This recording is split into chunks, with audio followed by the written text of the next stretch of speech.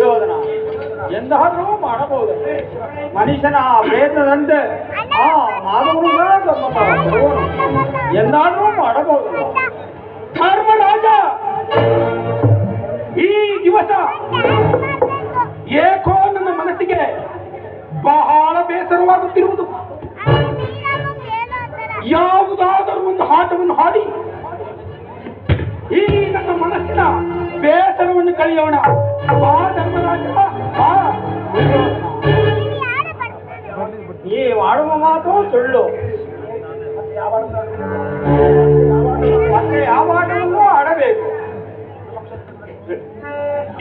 ನಮ್ಮ ಕ್ಷತ್ರಿಯರ ಕುಲಕ್ಕೆ ಯೋಗ್ಯವಾದದ್ದೇ ದಾಳದಾಟ. ಒಂದು ವೇಳೆ ಆಡಬಹುದಾಗಿತ್ತು. ಅದರಿಂದ ಬಹಳ ಮಂದಿ ರಾಜರು ಕೆಟ್ಟಿ ಹೋಗ್ತಾರೆ. ಬೇಡ, ಶಾಂತನಾಗುವುದು ಯೋಧನ. ಶಾಂತನಿ ನಡೆಯಲಿ ದಾಳದ ಆಟ. ಚಿನ್ನ ಬೇಸರವನ್ನು ಕಳೆಯುವುದಕ್ಕೆ ಹಾಡುವುದರಿಂದ ಯಾವುದೇ ಸಂಶಯವಿಲ್ಲ.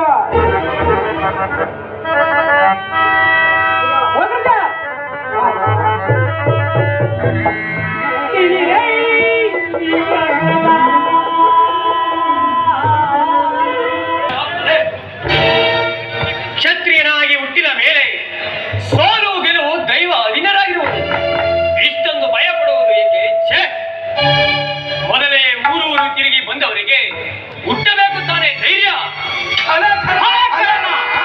ಸರಿಯಾಗಿ ಹೇಳಿದೆ. ನಿನ್ನ ಯೋಗ್ಯತೆಗೆ ತಕ್ಕ ಮಾತನಾಡಿದೆ. ನೀನು ಉತ್ತಮ ಜಾತಿಯಲ್ಲಿ ಹುಟ್ಟಿದ್ರಿಂದ ನಿನ್ನ ಯೋಗ್ಯತೆಗೆ ತಕ್ಕ ಮಾತನಾಡಿದೆ. ಆದರೆ ಈ ಮಾತೆ ನಿನಗೆ ಮೃತ್ಯುವಾಗಬೇಕಾಯಿತು. ಆದರೆ ಇದು ಸಮಯವಲ್ಲ. ಎಚ್ಚರ ಕಾರಣ, ಎಚ್ಚರ. ದೊರೆಯಾಗಿ ಹೇಳಿದೆ, ಸಮಯದಲ್ಲಿ ಹಾದು ಬಿಡುವುದು ಕಾರ್ಯವಿಘ್ನ. ಸ್ವಲ್ಪ ನಿಧಾನಿಸು. ಈ ಎಲೆಮಡಿಕರಿಗೆ ಧೈರ್ಯ ಉಂಟಾಗಲಿ.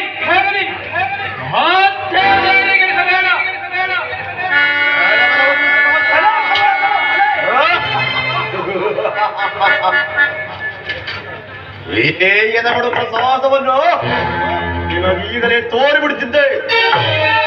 ಆದರೆ ಇದು ಸಮಯವಲ್ಲ, ಯೋಚಿಸುತ್ತಿರೋ.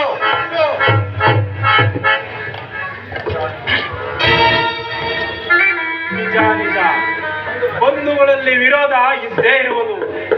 ನಿನಗಷ್ಟು ಭಯವಾದರೆ ನನ್ನ ಸಂಗಟ ಆಟ ಆಡಲು ಪ್ರಯತ್ನಿಸು. ಸಹೋದರರೇ, ತಾಳಿ ದುಡುಕಬೇಡಿ. ಸೋಲು ಗೆಲುವು ಆ ದೈವನಿಗೆ ಅಧೀನವಾಯಿತು. ಸರ್ವರು ಶಾಂತರಾಗಿ. ಧರ್ಮರಾಜ, ಈ ಹಾಟವು ನಮ್ಮ ತಾಯಿತು. ಶಕುನಿ ರಾಜೇಂದ್ರ, ಹಾಗಾದ್ರೆ ಮೂಲ ದ್ರಿವಿನ್ನೇ ಇಡುವೆನು.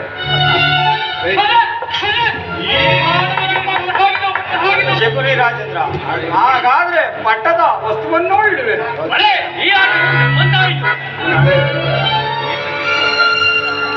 ಶಕುನಿ ರಾಜೇಂದ್ರ,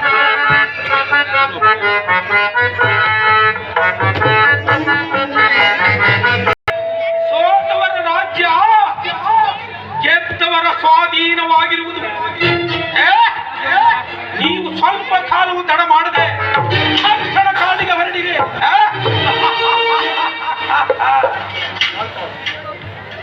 ಶ್ರೀಹೋದರ ಪಿತಾಮಹ,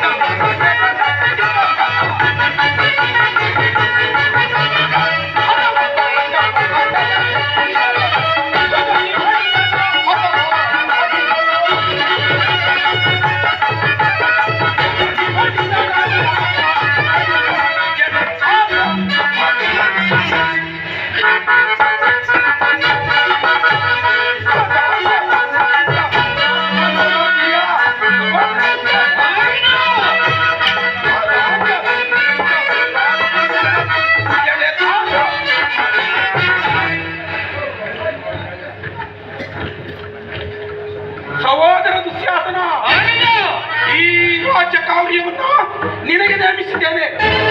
ಹೋಗು, ಆ ಪಾಂಚಾಲಿಯನ್ನು ಎಳೆತಂದು ಎಲ್ಲಿ ನೆರೆದಿರುವ ಈ ಸಾರ ಸಭೆಯಲ್ಲಿ ಒಳವಸ್ತ್ರವನ್ನು ಸೆಳೆದು ನಮ್ಮೆಲ್ಲರ ಮನಸ್ಸನ್ನು ಸಂತೋಷಪಡಿಸು.